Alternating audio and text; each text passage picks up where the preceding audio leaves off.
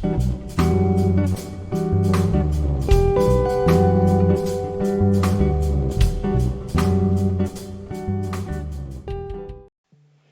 good, people? Welcome to the Game is the Game. The Game is the Game podcast, episode 10. I had to even go back and check actually, like what episode this is, because it's been about 2 weeks since I recorded the last one. So yeah, I've been slacking, but you know, I shouldn't even make excuses. How am I gonna be making excuses? But yeah, life happens, and the recording just wasn't recording. So, but yeah, I'm here now. So. And a lot's happened in the past 2 weeks or so since the last episode. And the Queen, she's obviously passed away, hence the title of this episode. So it's God Save the Queen, or should he? And the reason I say that is because since like the day of the passing, I was in quite shock actually at the difference in opinion between like how people feel about her. Like I wasn't really aware it was that strong. Like there's on one side you got people who love the monarchy, you know, they love the Queen. She's, I don't know, they put her on like a pedestal, I guess. She's just everything that, I don't know, British people represent. Yeah, they just see her as their queen, like their royalty, their majesty, like someone who's, I don't know, even goes to, you even think someone would die for her that doesn't even know her. Like that feeling is that strong from some people, or even just like they feel like she's their grandmother or something like that. And then it's crazy because on the other side, you got people that feel the total opposite, and then there's people who feel like she's evil, or if not evil herself, she represents everything that is evil or was evil, you know, from the colonialism and, you know, the Commonwealth, and how certain countries were, you know, looted and had their prized possessions and even people taken. So it's like, I guess it's a dichotomy. It's like one side is, she represents so much positive, and then one side is the negative. And I was thinking to myself, where do I stand? But I don't even have a strong view either way. For me, from the day I was born, she was the Queen, and she was the Queen up until now. So it's like, that's all I've ever known. Never met her a day in my life, never met any of the royal family, and for the most part, I realize I'm just indifferent. Like I don't have there's no strong feelings either way. And I think, I don't know if it being indifferent is a good thing or a bad thing. I'm still trying to work it out. But I do know that so many people spend so much time fighting and debating the other side and trying to get their point across. And then I wonder to myself, like, where is your life going? Like, where is this conversation, this debate, this argument, this fight, this battle, whatever it is you're doing, and you want to be heard? Like, where is it going? Where's it going to take you? Like, because the reality is, you're not going to convince the other side what you believe is right and what they believe is wrong. You're rarely going to convert people. So what is the point? But yeah, it's like I just see so much back and forth. She means this to me, and it's like, it's crazy how one person can be so polarizing and seem like an angel on one side and a devil on the other. But yet to me, all I just see is some old woman. Like it was never really deeper than that. Like, she doesn't mean anything to me. I've never met her. I don't mean anything to her. It is what it is. She is who she is. I can't, my mind doesn't allow me to go any further than that. So yeah, I guess I'm just indifferent. But I on one side, you know, if somebody passed away, so you can be somewhat sympathetic and have empathy for her family. But beyond that, yeah, there's nothing. It's like, because I think so many people, they spend time just trying to prove a point. Like, and the reality is, like, we suffer much more in our imagination than we do in reality. So a lot of these times, the battle is just in your head, and you're just fighting but for what purpose, what reason? Because I come to think, like, in life, you have one life, and I'm gonna assume for the most people, they're not where they want to be in life at this present moment. So how can you be or have such strong feelings or so much time and energy spent in a place that's not going to progress you? I don't know. I can't wrap my head around it. It's strange to me. Just seeing both sides just battle against one another. Like, I don't know. It doesn't make sense. And at the same time, even beyond the battling, I also struggle to understand how people have such strong feelings for someone that they've never met, in both the positive and the negative. Like, and then, but yeah, I always wonder, maybe I'm the strange one. Maybe indifference is not the best, but for me, it helps me get through, because I'm really stressed about things outside of my control, or outside of me. Like, I just see it as it's part and parcel of life, and it just is what it is. Like, the game is the game. That's even the name of the podcast. Like, the game is the game. Like, things just happen. So you just roll with it. You just, in some essence, I guess you become immune to the noise. And you just have to have tunnel vision to just keep doing what you're doing, and just let everybody else, if they want to fight, let them keep fighting. So yeah, because I think to be even-minded is the greatest virtue. I read that somewhere, and it's like, I don't know what it means exactly, but my interpretation of that is, you can just see both sides and you just sit on the fence. And I understand that sitting on the fence for every circumstance is not right, because obviously if you see injustice and things that need action, you can't just be sitting there watching. But at the same time, I don't think most things in life fall into that category. Like, most things are just not that deep. They're not that serious, at least to me. And I think if most people took a back seat, you'd find it's not that deep either. Like, it just is what it is. And it's like, it reminds me of Boris Johnson, and when the whole Partygate thing was going on, and it's like everybody in the country was told, you can't socialize and you can't have parties, and people were even fined, I believe, for having parties. And then lo and behold, the MPs were having parties themselves. And it's like everyone was complaining about that. And I get why you're complaining to a degree. But at the same time, I look at it like, bro, these are MPs. Like, if anyone is known to be untrustworthy, it's them. Like, how can you be surprised? How can you be shocked? I don't get it. Like, it's like expecting a snake not to bite you. It's like, this is what they do. This is who they are. So you can never be, I never understand why you're shocked when someone shows you their true colors.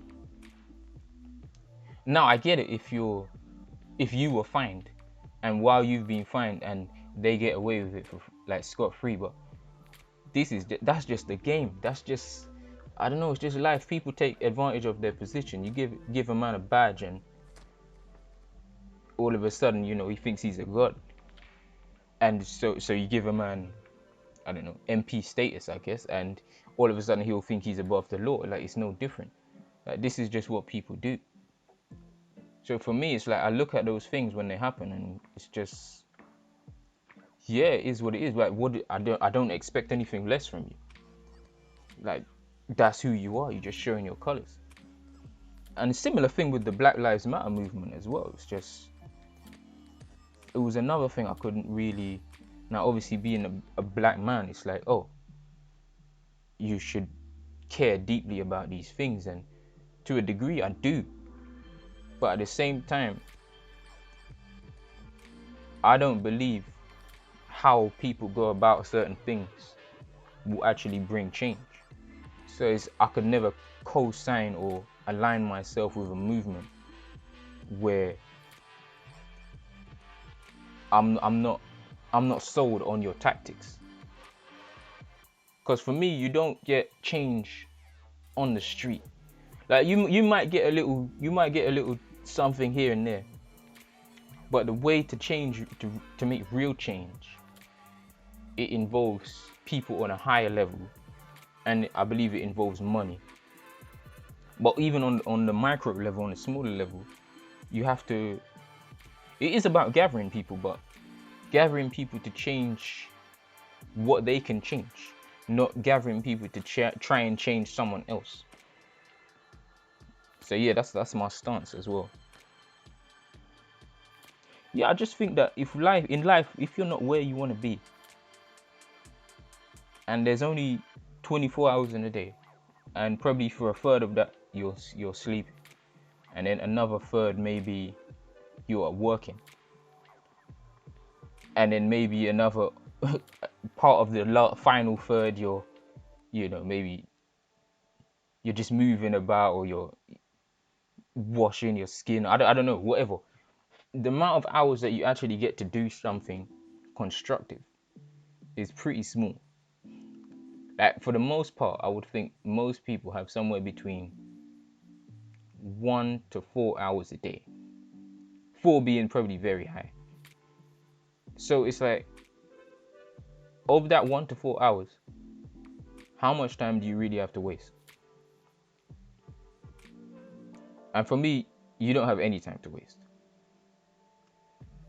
So rather than spend it, just debating about things with people that you will never even meet, it just seems pointless. It seems futile, a waste of time. And I know somebody's probably thinking, yeah, but you've made a whole podcast about it. And I see your angle, but for me, this is content. So, and my feelings are the same. It's not one way or the other. This is just another episode for me to get my word out there, get my voice out there. And who knows, maybe even you might subscribe. Yeah, that is what it is. Last thing is bank holiday because of the Queen's passing, it's bank holiday tomorrow.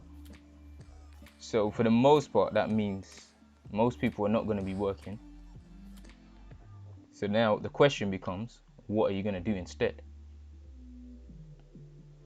Because it's 24 hours, you got to do something constructive. Like, because I'm going to assume, for the most part, if you're not happy with your job, or happy with your life, or your finances aren't in order, or your house is not in order, your relationship with your spouse or your children, that's one day you got to yourself. Well, yeah, to yourself to work on it. No job, wake up whenever you want, and I guess it will say a lot about you and how much you want to solve the problem by what you do with your hours tomorrow on bank holiday. So yeah, let me just end on one quote that I saw about indifference. Indifference is the strongest force in the universe. It makes everything it touches meaningless. Love and hate don't stand a chance against it. So yeah, that's how I'm gonna end it. Yeah, make sure you use your bank holiday wisely.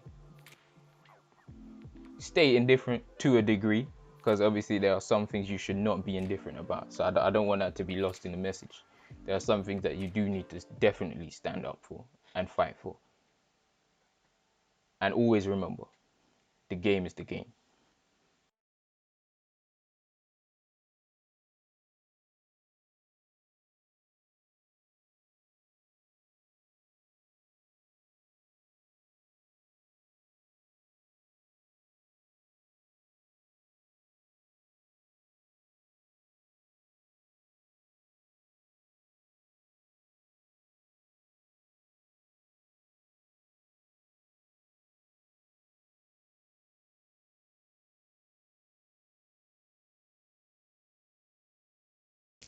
What's good, people? I'm back.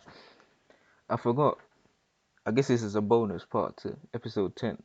The whole reason, well, one of the reasons I was supposed to make this episode is because I saw that the new king, so King Charles III, so he's about to inherit, I think, about 750 million, since his mum's passing. But here's the kicker: he's going to pay 0% tax. So he won't pay any inheritance tax. And this episode, this is not to debate whether that's fair or not. I couldn't really care less. But it's to emphasize the point again that you can't be wasting time on futile things, debating about things that are that don't concern you or out of your control. Because at the end of the day, the average citizen in this country has to pay 40% tax, I believe, on any part of the state above 325,000, not million, thousand. So you're going to work your whole life paying taxes as you earn, paying taxes as you spend, and then accumulating, your net worth, your wealth, to then pass it down to your family for the generational wealth. And above only 325,000, 40% of that is going to be taxed. So yeah, just keep that in mind and remember that the game is the game. Life is not fair, and the more time you spend on things that just bring you no true value or help you get where you're trying to go in life or help you build wealth, help you, you know, accumulate for generations to come, it's pointless dealing with anything outside of that. And yeah, so he's gonna inherit that and not have to pay any tax. And I know there's gonna be people who will say, "Oh, but they bring X amount of value." So yeah, but this is not about that. This is just to show, I guess, the inequality, and you can't really do anything about that because the law is the law. The game is the game. So the purpose of the game is to never complain about the rules of the game, but just to play the game to the best of your ability with the hand that you've been dealt, and to not waste any time. Yeah, I just wanted to add that part. Signing out. Always remember, the game is the game.